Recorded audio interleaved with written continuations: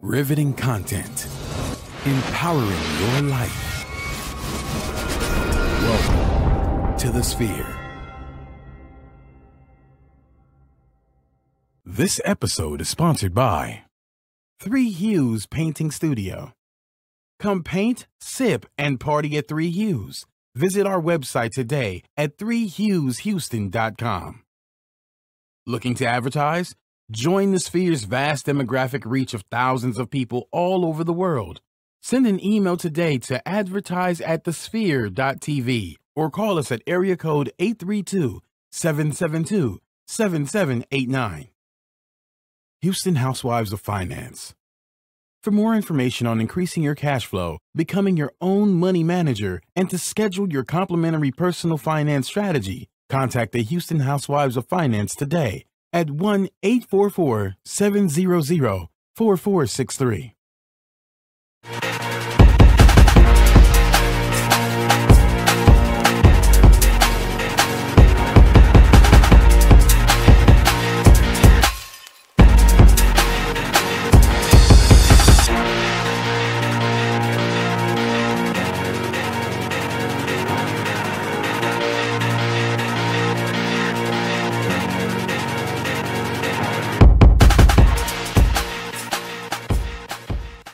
What up? Welcome back to another episode of That Boom Bap. I'm your host, Gary Lee, also known as G Hawkins. Of course, you can find me anywhere online, Facebook, Instagram, Twitter, Snapchat, at G Hawkins. That's G Hawkins with a Z. And I'm sitting here with my main man, Reem. Reem, what up, bro? How you feeling today, man? Well, G, we back in the building. We back in the building, kid. Back in the building. Man, what's goody? Yo, it feels like it's been forever. It has. It feels like it's been a hot minute. It's been a minute, man. It's been a minute. But shit, it was just last week. That's all right. That's all right for the good folks. For the good folks. Yeah. What's good though, man? How you feeling? Yo, I'm okay. I'm alright. Working on a few things. I'm alright. That's right. Niggas get shot every day, B. You'll be alright. Every day. You're tough, right? Yeah, man. So we got a special guest in the building. Let's hop right in. Who's this man right here, man? We're gonna hop right into it. Talk about it. What's up? This is my man's in them right here. All right. Like this is the dude that when you see him, you already know he's on it. Like you ain't gotta ask him, have he heard it? You just want to make sure you confirm. You don't ask him, you confirm with him. You know what I'm saying? So I want to call this the OG edition. You know what I'm saying? Okay. Because I got somebody in here that, number one, I respect. Number two, that I trust. And we're going to do it in that order. We're welcoming Abner Brown in the building. What up, Ab? Hey, what's going on? What's going on, fellas? So tell the people a little bit about yourself, man. Like you said, I'm old head. I'm a little bit long in the tooth. I do home inspections during the day, but my you're big hip hop head at night. Yeah, hold on. No, I'm hip hop head during the day too. Okay. So just so you know, I listen to hip hop all the time. We were having that conversation earlier, and for me, it's not just the music I listen to. It's life. I can always listen to a song or an album and go back to a specific point in my life. Hip hop for me has really become the soundtrack of my life. Right. And it's been that way for myself, my brother, and a few of my friends as well. Mm-hmm. That we all come up together, and this was the experience we had was through this music. Yeah. And it's given us so much, and there's so much of an experience that we've shared through that. And so that's the reason why I love hip hop. Like I told you earlier, I'll probably be 95 years old and still just be banging it out, just hip hop all the time. That's me, So, one of the things that helped me to connect with you was the time that we were chilling, and you showed me your phone. Yeah. And you was like, "Yo, have you heard this? Have you heard that? Have you heard this?" And a lot of the music that I've grown to love that I didn't find on my own. That's the way I got introduced to it. Right. And the shit that was cool to me was I had it. You know what I'm saying? I was like, yo, this is what I got. Right. So I wanted to make sure that I stayed tight with like-minded people. And one of the reasons why, I wanted to bring you on tonight for the show is because, of the album that we're reviewing, for one. But number two, I'm often giving my experience and my background of the culture from my standpoint, from a kid who grew up on the East Coast, right? And I wanted to make sure that I had somebody that can tell the same story or a similar story that I could tell from a better vantage point, from a more mature standpoint. Because, you know, when I was listening to you know, Kool G Rap's Road to Riches, or when I was listening to My Philosophy from KRS-One, you know, you was at a different level in life from me. You know what I mean? You know what I'm saying? Like, I had to come in the house. Exactly. right. You know what I'm saying? Like, I had to be in the house by a certain time. So I wanted to make sure that, you know, between me and G, and especially for the people that listen to us, that follow us, that watch us, shout out to Facebook Live. What up, Facebook Live? You know, I wanted to make sure that we can have somebody in the building I can give them their same, you know, the same story to them on, like I said, on a more mature level. So, you know, we always open the discussion with people that we bring up here the same way. So, you know, we can't sell you short. You know what I'm saying? We gotta treat you, to give you the same love around. Here. When did you first fall in love with hip hop? Man, I think it had, like I was saying, we had a conversation earlier.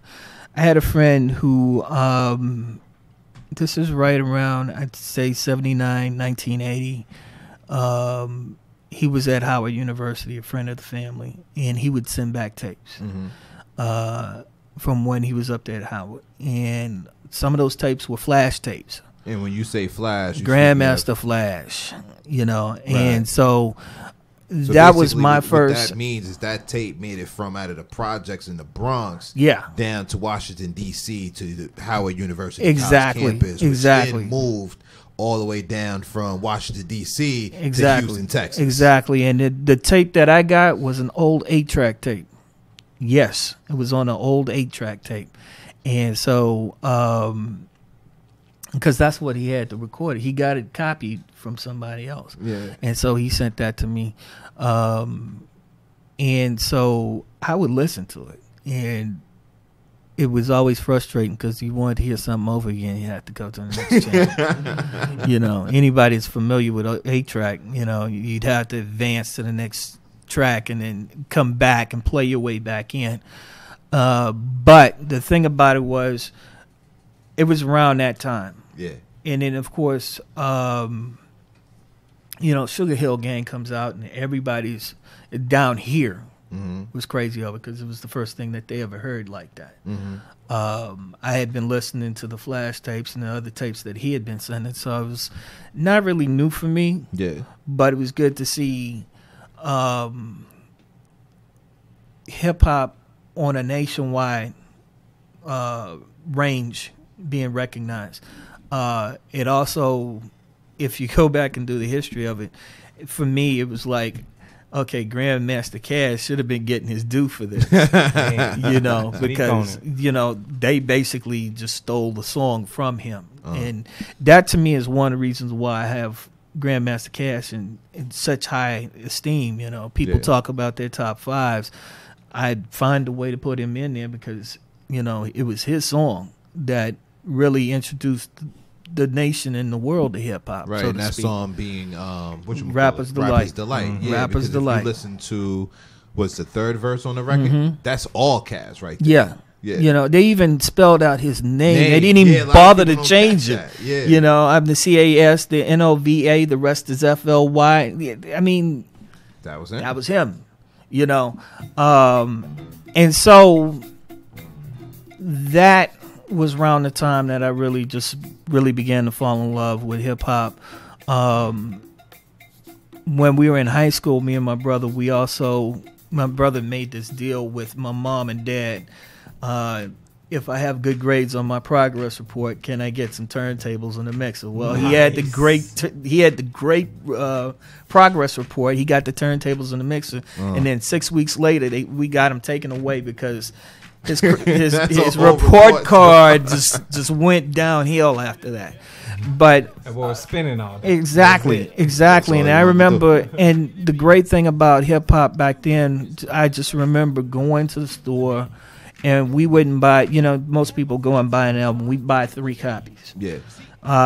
Because if it was a really good album, we knew eventually it'd be a classic. So we'd keep 1 copy. We'd never even crack the seal on it. It's just still in plastic, and he still has a number of those albums today. Mm-hmm. And then, we would have the other 2 copies to spend with. Right. But that was where, and that basically kind of set my path. Because what happened was, once I graduated from high school, I went into broadcasting. I started off radio, and when I got to school, I went to Southern University. I saw the TV program, and I wanted to get in front of the camera and do some things there. So that basically directed my path through life. Okay. But that shows you the influence that hip-hop had on me. Right. But I was in love with hip-hop from way back when. So another thing that I think makes you dope as well is that you are not in a box. You're not stuck in the 90s. You know what I'm saying? You're not stuck in the 2000s, and you're surely not stuck in the 80s. But you basically venture back and forth between those eras a lot. We were talking earlier. You had mentioned a few things. Mm-hmm. Just off the top of your head, over the last 2 weeks, what have you listened to in your truck? A lot of Big Boy. Yeah? A lot of Big Boy. I listen to Big Boy. I've still been listening to Kool G Rap. Listen to a lot of Big Boy. And then, of course, I go back to that Kendrick Lamar album. And I've been listening to a lot of the old stuff I've been listening to. I listened to Public Enemy the other day. It Takes a Nation of Millions to hold us back. And that, to me, was, if I had to pick one album that I think changed everything for me, was that particular album. Now, I don't want you to hit me. All right, you're bigger than me. Your hands are bigger than mine. You know what I mean? Uh-huh. The room is small. But a few weeks ago, I was around the house. My kids were away, and I was doing some work around the house. I had the first time I took a moment to listen to America's Most Wanted from Ice Cube, all the way through. Yeah, and I was like, wow, that's why I said don't hit me, because I know for any other hip hop head that's like, dude, how did you miss that? But you know what though, that album was a very complex album, and a lot of people don't understand. But what I'm saying is, I hadn't heard it. Wow. I want to be clear, not that I ain't get it. Right. I didn't hear it until a few weeks ago. When I was in the house, and I had heard the singles off of there. But again, when let me paint the picture for you this way. When Death Certificate came out, I don't remember how I got my hands on it. My mother didn't buy it. I sure ain't saved my lunch money for it. Yeah. But Death Certificate was my first venture to learning about Ice Cube. And I used to rock that tape back and forth like crazy. So this is maybe like 6th, 7th grade. This is junior high school. The 6s had just came out, and them shit was crazy. Right. So that's the time frame. So that's kind of my excuse, but I ain't got no excuse because I'm a hip hop head, and how'd I get by? Right. Walk me through what happened between the time that you were listening to, say, Public Enemy and KRS-One and NWA coming out. What was that like for you, that shift? It was a shock to the system, I'm going to be honest with you. Looking back on it now, it really wasn't that much of a shock because they essentially were... It was the same delivery of a message that they were both trying to get out, but the West Coast version was different. The West Coast version was more, we like to say gangster, but I'd like to say it took a street point of view that Public Enemy and KRS-One didn't necessarily put out there. So the West Coast was more Malcolm and the East Coast was more Martin.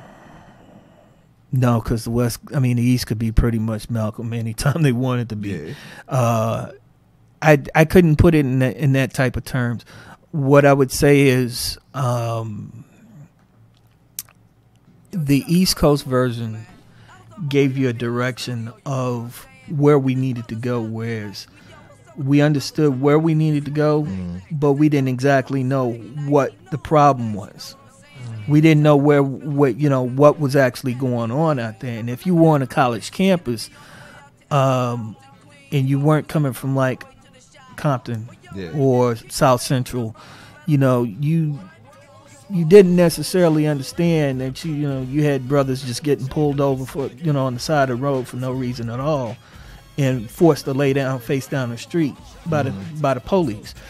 Same thing that's happening today. It was happening then. Right. And NWA put it out there in everybody's face. And again, like, if you weren't coming from these communities, you didn't necessarily experience that. Well, hold that thought for just a moment. So I can tell everybody what they can experience. This portion of the show is sponsored by 3 Hues. Come paint, sip, and party at 3 Hues. Join a party or book your own private event for kids or adults. Let 3 Hues help you create your masterpiece on canvas step by step. A painting party is perfect for any occasion. A church function, wedding showers, team building, Girl Scouts earning their badge, date night, fight night, birthdays, anytime you just want to have fun. Ask them about their summer camp programs, kid clubs, special events, and wine glass painting events. Did we mention that 3 Hues is mobile too? Yes, sir, or ma'am in this case. You can go to the studio, or they'll come to you. So visit their website at 3, and that's the number 3, HughesHouston.com.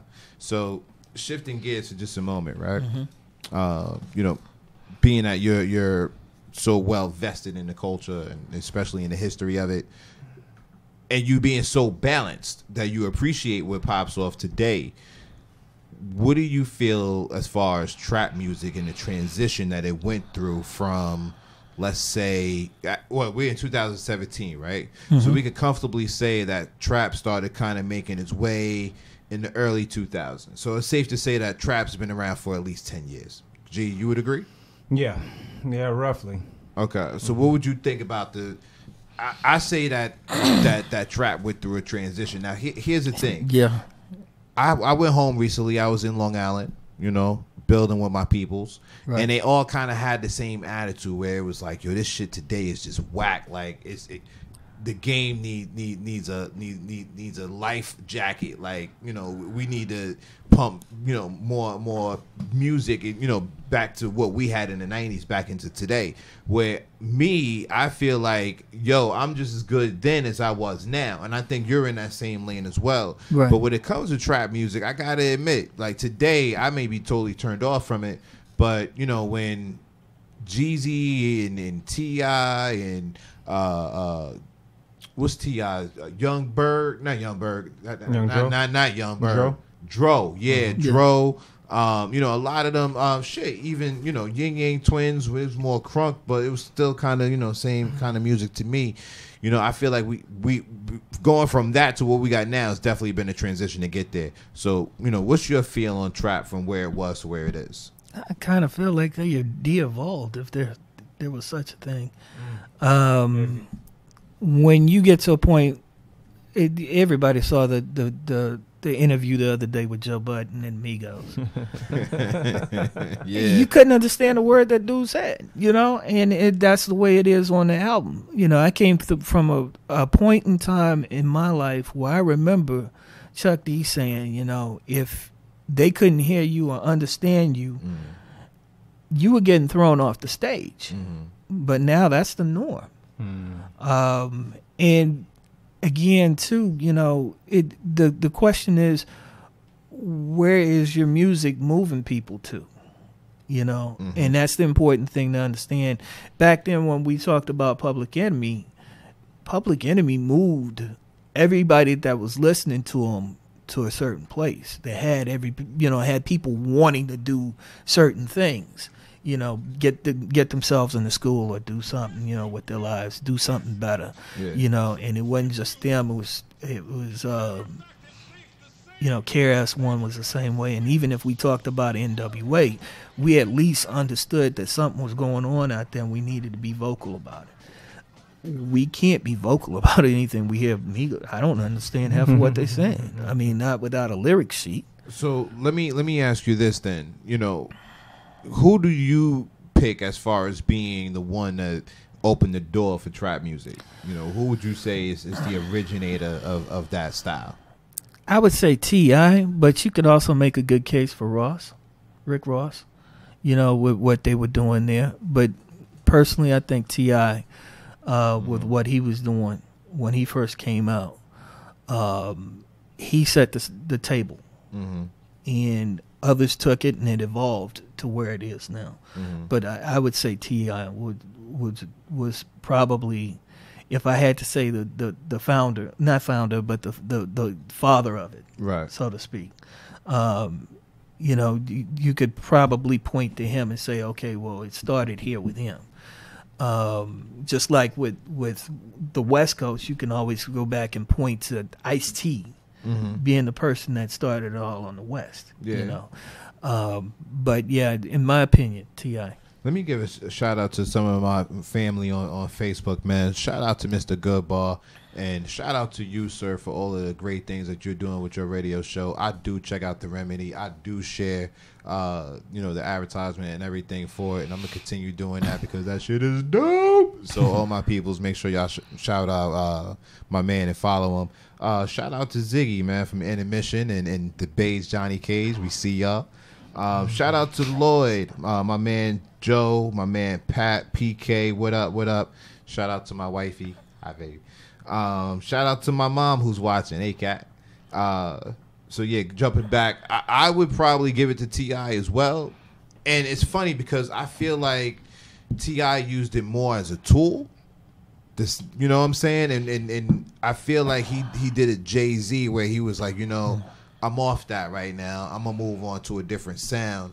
And he continued to do that. I think the last time I heard him on anything that was kind of trap related, as far as him putting a single out, might have been for What You Know About That. Yeah. You know, and then after that, it was just like, all right, cool. I'm going off to do something else. I'm gonna go work with some new cats. But you know, at that same time, you know, you still had Lil Roscoe Dash, you know, who had his quick run. You know, other MCs like that. Well, I don't know if I could call Roscoe Dash an MC. I ain't gonna go there. But you know, my man, Right. Mark, my man, Mr. Goodball had to say that 3-6 Mafia. Shout out to my man, Mr. Hester. I see you, Mr. Simons. I see you. But yeah, so what you think about that? G? You think 3-6 Mafia might have been the Look, so forefront? obviously 3-6 Mafia has a place in history. Let's just keep it a buck. Yeah, they do. They're cemented. Yeah, they do. Legacy that's legendary. Where I'm gonna fall into the same category. If Tip brought things about, notice I used the word Tip, right? That's who he is. If Tip brought things about from a trap perspective, I feel like Jeezy personified them. He did. Right? Yeah. You know, and then adding the ad-libs, he made it not necessarily a caricature, but he commercialized it in a way where everybody loved it. Right. And obviously you saw the same thing with Ross and was like, oh yeah? And then boom, here's Ross right at that same time with Trilla, and he's in there hitting it in hard, just bringing that content that and you fell in love with the concept of pushing weight and these slow but steady beats that had all these hi-hats. Like, you fell in love with that shit. At least I did. So I'm on the fence a bit. I understand and I respect all three that we've mentioned, right? Mm-hmm. Tip, Jeezy, talking about Rick Ross. And to me, Ross has some classic albums out of this trap shit. So just keep it a buck, right? Between that and Teflon and moving forward, God Forgives, I Don't. But damn, man, it's hard to put it past Jeezy and what Jeezy has done for the culture of trap. I feel like he truly commercialized that shit. Well, not meaning to cut you off. No, you good. You guess shit. But for me, T.I. or Tip, where we can point to him and say, okay, this is where it started. Jeezy personified it. Exactly. I mean, you hear his voice, and he's got probably one of the most unique voices in hip hop. Yeah, and when you hear him, then you know, and you feel it, and I think where Tip may have started everything, everybody took the lead from Jeezy after that. This is how we need to sound. This is how it needs to feel. So I do want to exactly. Good call. Cause that's where I want to go next. Yeah. I want to touch on those who rode the wave. Mm-hmm. You know what I'm saying? Yeah. Before you ride the wave, I want to do this. Facebook Live, we love you. We support you. We thank you so much for tuning in. We appreciate the shit. We see you, Marcus. We see everybody on here. Jarvis, What up? Joe Hester. Man, we love y'all, man. We appreciate the love. And Shout out to my niece. There it is. Your niece is in the building. Yeah. Remember, rest of the show is up later tonight, early tomorrow morning. So make sure you go over to the website. Go to the sphere.tv/ Boom Bap. Subscribe. Website. SoundCloud, Stitcher, Google Play Music, and of course iTunes. Now, while you're there, make sure you review us. Let us know how we're doing. Give us some constructive criticism because we need that to create a better show for you. At the same time, share this shit out, yo. Y'all didn't share it the Facebook Live. Some of y'all haven't. Hit the share button on the Facebook Live. Let people know it's Facebook Live. But also share out the iTunes link. Share out the YouTube shit that's popping. Share it out, family, friends, colleagues, lovers, your haters, everybody. Your enemies. Put that shit, side chicks. Put that shit out there. Last but not least, man, if y'all love what we're doing, if you appreciate what we're doing, so back into us. Go over to the sphere.tv/donate. Once again, Facebook Live. We love you. We appreciate you. We support you.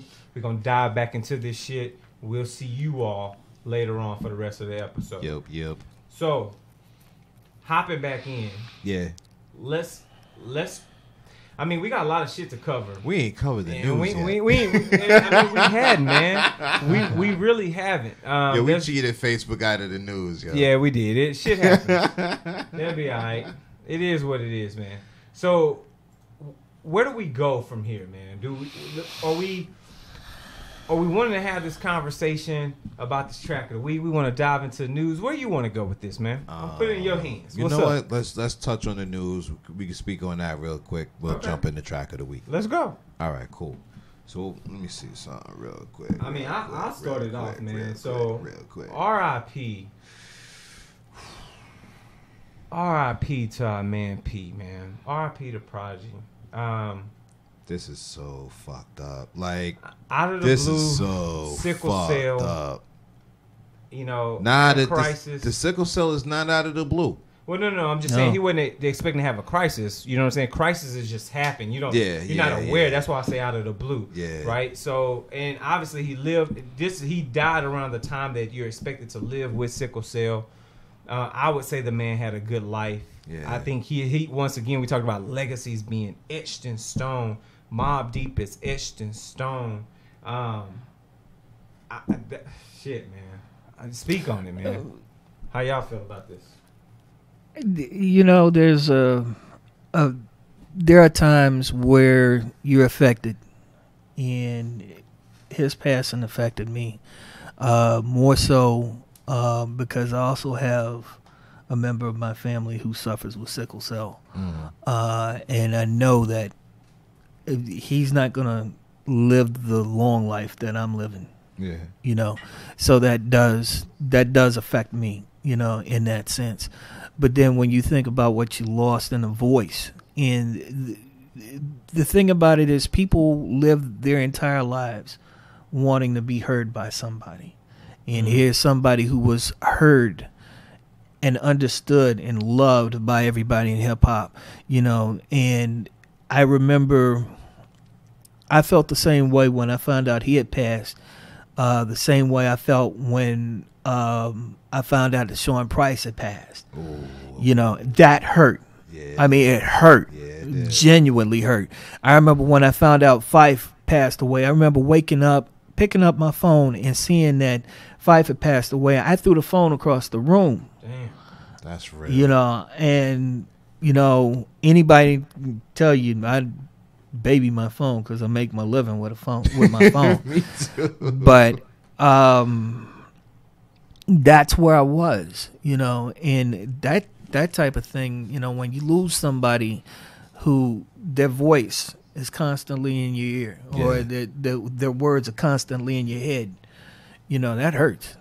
That's a big loss.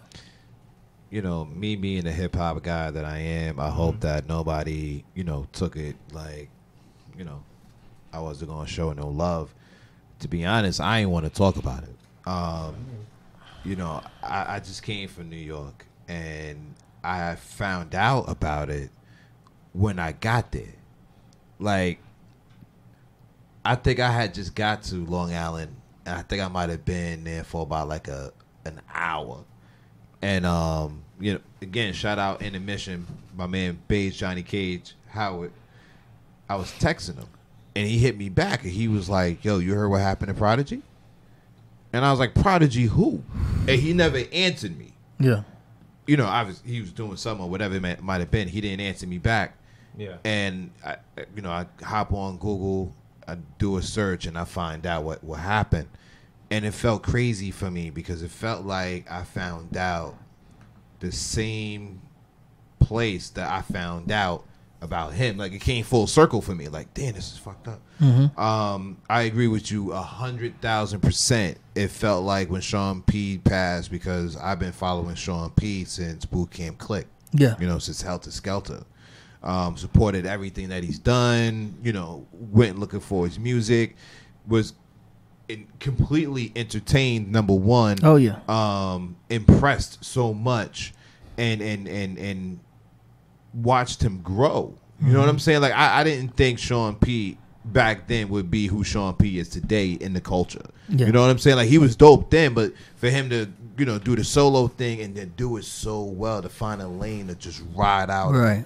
You know what I'm saying? And Prodigy kind of has that same thing with me. You know what I'm saying? Like, it was one thing for Mobb Deep to be dope as a group, but it took me listening to joints like Return of the Mac, or even before then listening to H&IC, Right. and realizing like, yo, he could do this on his own. Like, for me, H&IC was a hood classic instantly. Of course. Instantly. When you had songs like Keep It Thorough, which was one of the most successful songs of that summer with no hook.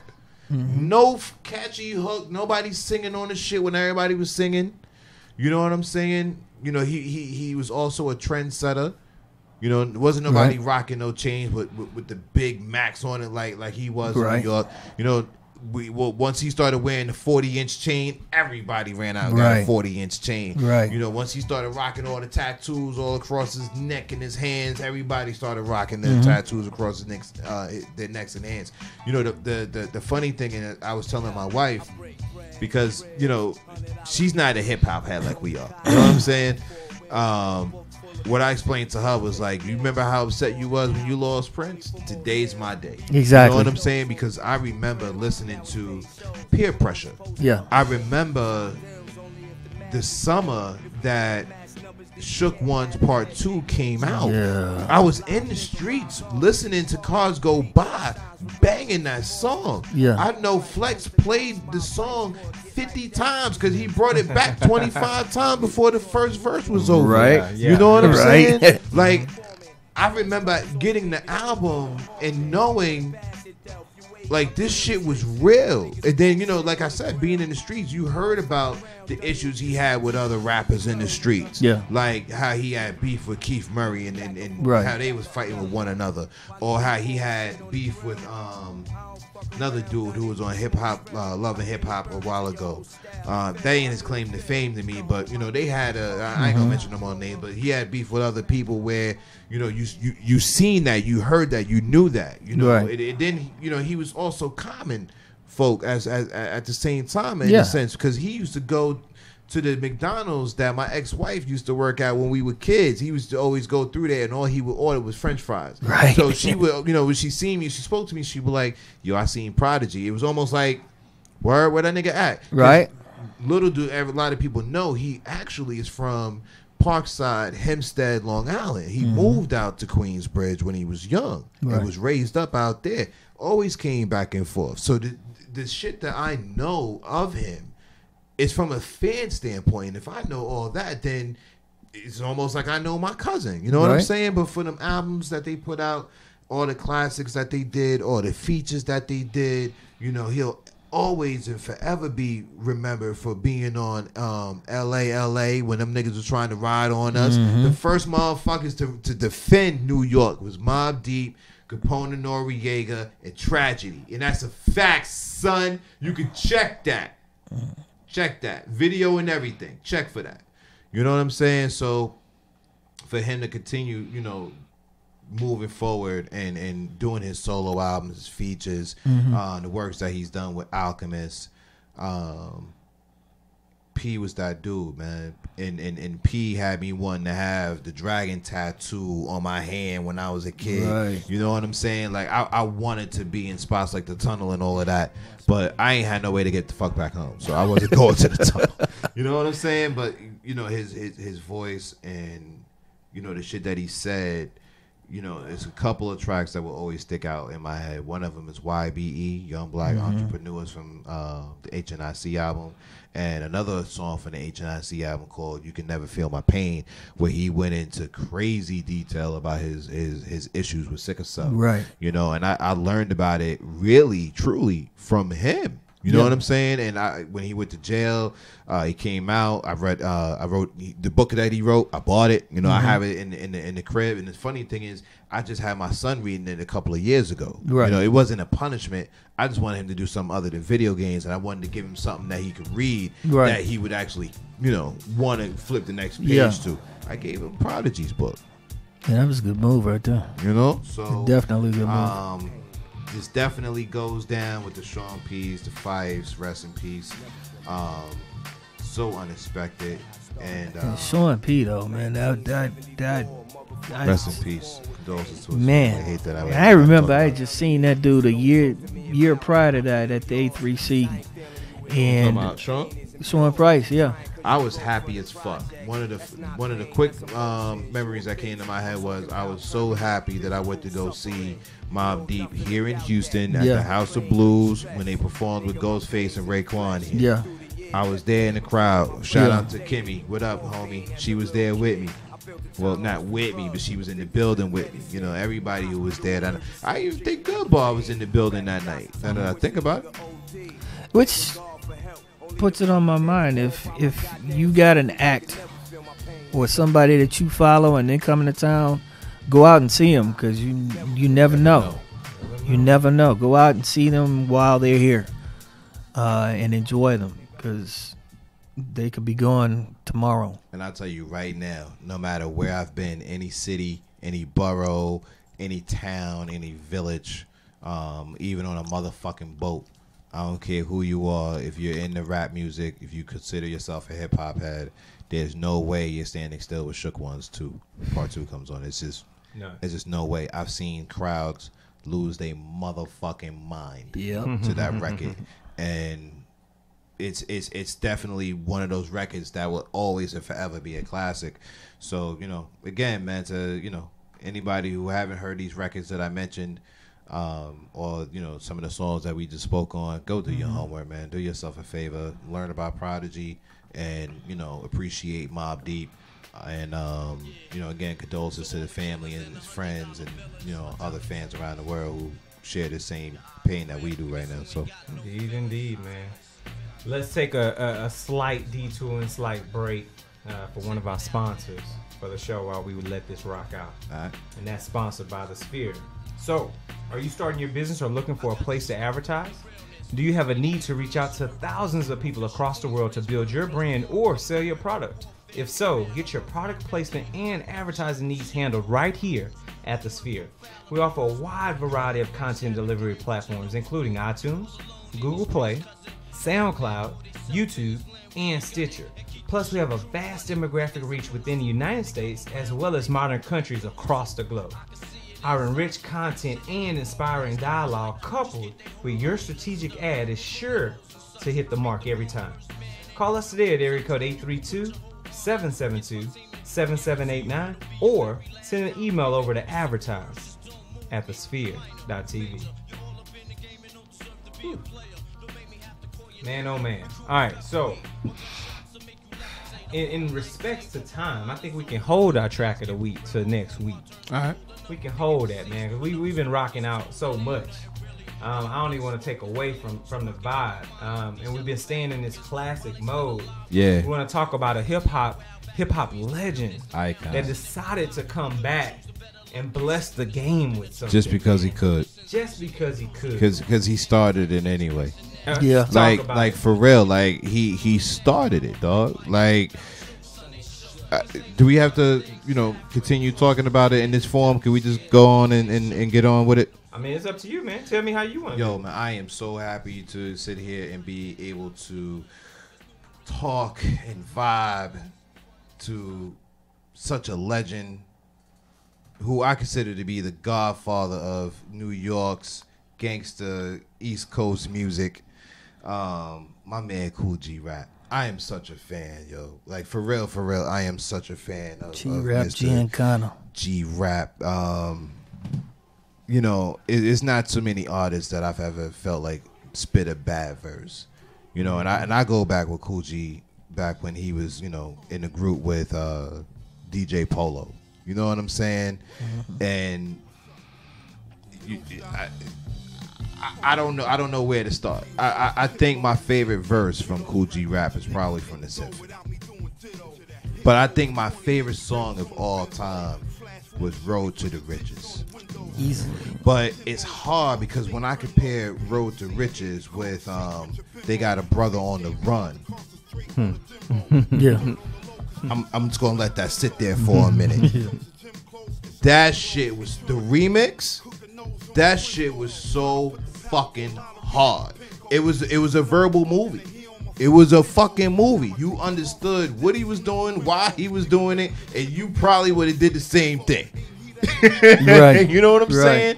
Down to the sound effects. I remember when I first saw The Untouchables, and the scene from the movie was a clip of They Got a Brother on the Run.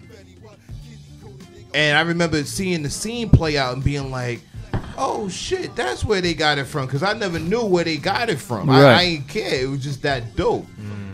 And that's how dope the record is for me, where I relate that movie to the song versus the song to the movie. Right. You know what I'm saying? So I'm going to stop hogging all the attention right now. Ab, would you speak on it, Ab? G Rap to me was, if you talking about gangster rap, he was the original East Coast gangster. And tremendous.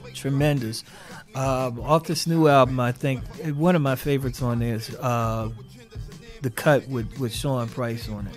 And of course, I mean, anything with Sean Price in it, for me, just knowing that you won't be able to hear his voice again like that. So you won't when be able to laugh at some of the lines that he puts in there. Yeah. You know what I'm saying? Yeah, I mean, Sean Price is just classic, and he just comes up with these off the wall lyrics, and it's like, damn, I didn't think of that. How does he, who comes up with that? And so, I think what the track is Popped Off. Featuring Ransom. Yeah. And that to me is like my absolute favorite. So here's the thing, right? And again, Ab, don't hit me. Yeah. I wish the album was better. I'm gonna keep it real. I wish the album was better as far as some of the beats. Yeah. Some of the hooks. Yeah. Like Popped Off. I don't like the hook on Popped Off. Yeah. I would rather them all just spit their verses and not have a hook than to right. have that hook. But you know what? For me, I'm kind of like, if you got rid of hooks, I wouldn't be mad. I mean, a lot of times you put in hooks just because you need to fill space in the song. But if you can just have somebody spitting just bars, I'm good with that. But you know what? I'm cool with having a hook because, like you said, it gives a space between the verses. But it is a song, so I don't it is a song, and and for most people, and this is where I differ, because when I'm listening to lyrics and I get caught up in listening to those lyrics, I don't need the hook. But for most people, and like you said, it is a song. Most people need the hook because they're not gonna sit up and listen to the lyrics like I am. So they need something that they can recognize, a part of the song that they can recognize, so they can sing along with it. Whereas me, I'm gonna listen to the lyrics. You know. So here's the thing, right? I'm going through the album, and I'm like, yeah, this is dope. This is alright. This is alright. And I gotta this is dope. Yeah. Oh, this is alright. I gotta agree with you on what you're saying there. I mean, you were saying don't hit you on that one. Yeah. I do agree with you. And that's the one thing too is when you come back from off a layoff, your aim ain't necessarily always true. You know. And so it's gonna be hit or miss. I think I was the same way when Dre came back out with Compton. But see, here's the thing. You know, it's more the production for me than it is the lyrical content. Well, his lyrical content's always going to be strong. It's always going to be the production.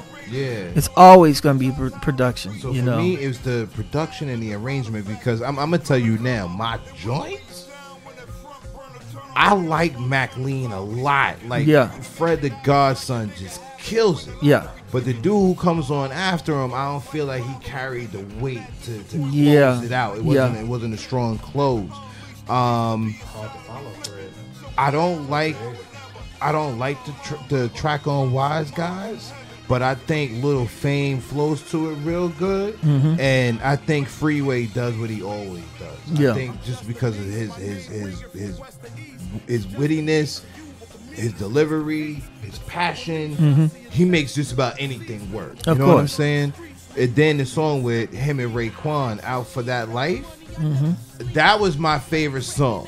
Like once I got to that, I was like, yo, this shit is perfect. Yeah. You know what I'm saying? Like Ray's killing it.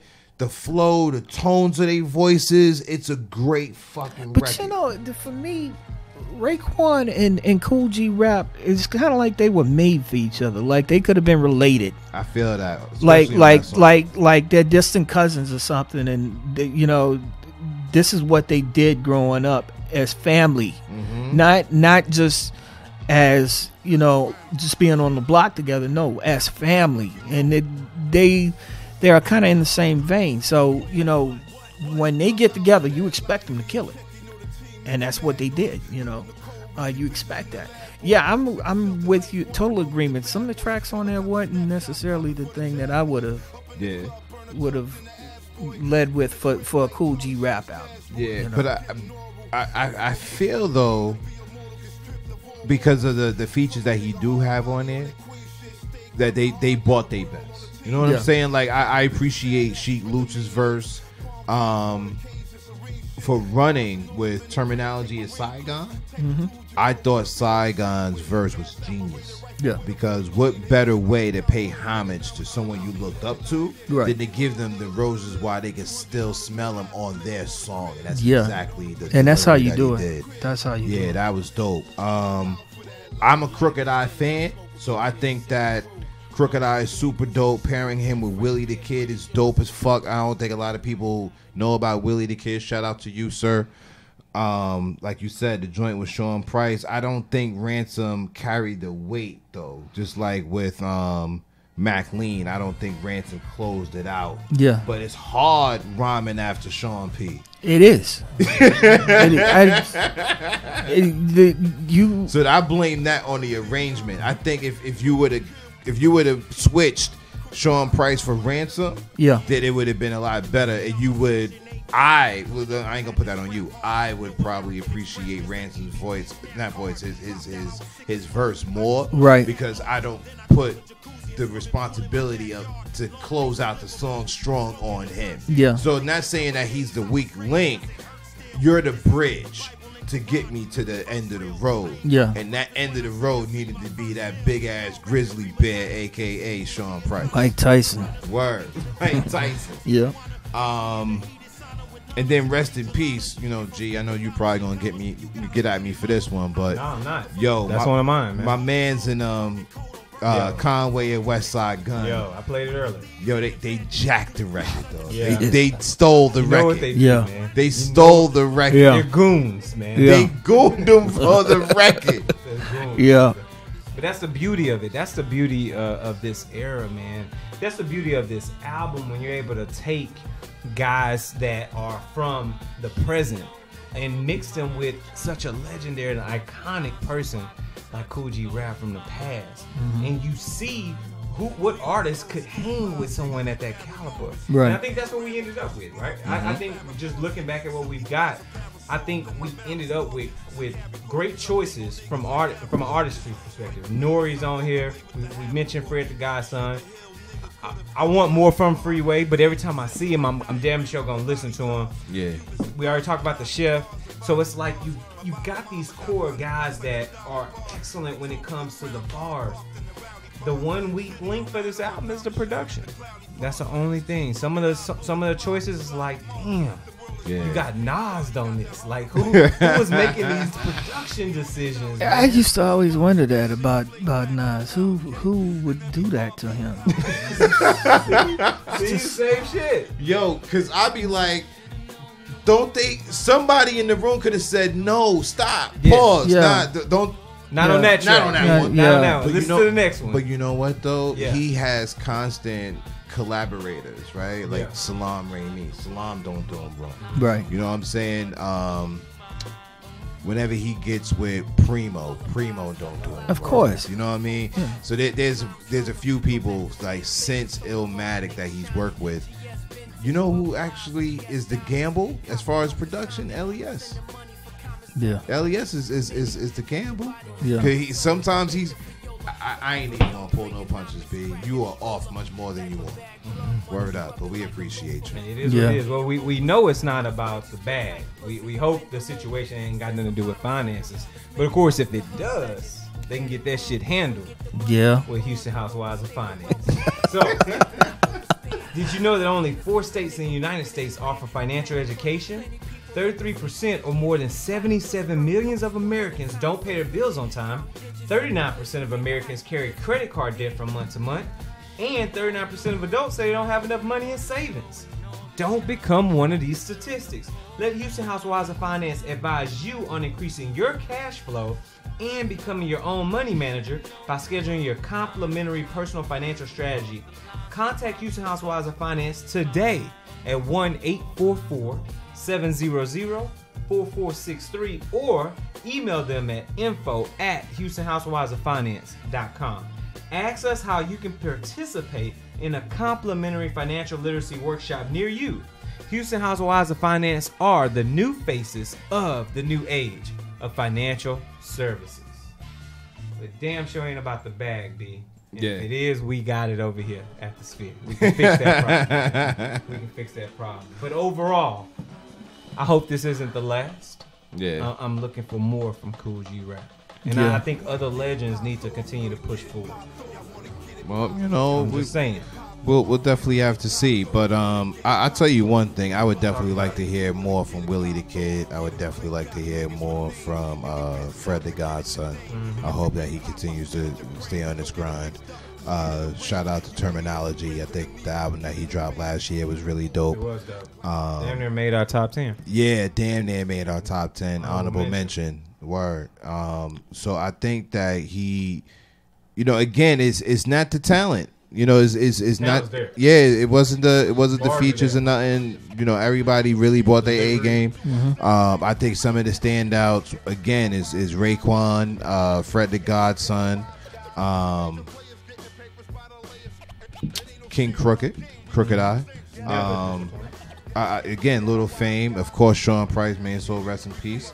Conway the Machine and Westside? Yeah, Conway Machine and Westside Gun, man, and definitely shout out to them. Them kids is making. I knew it though. I called it and I knew it.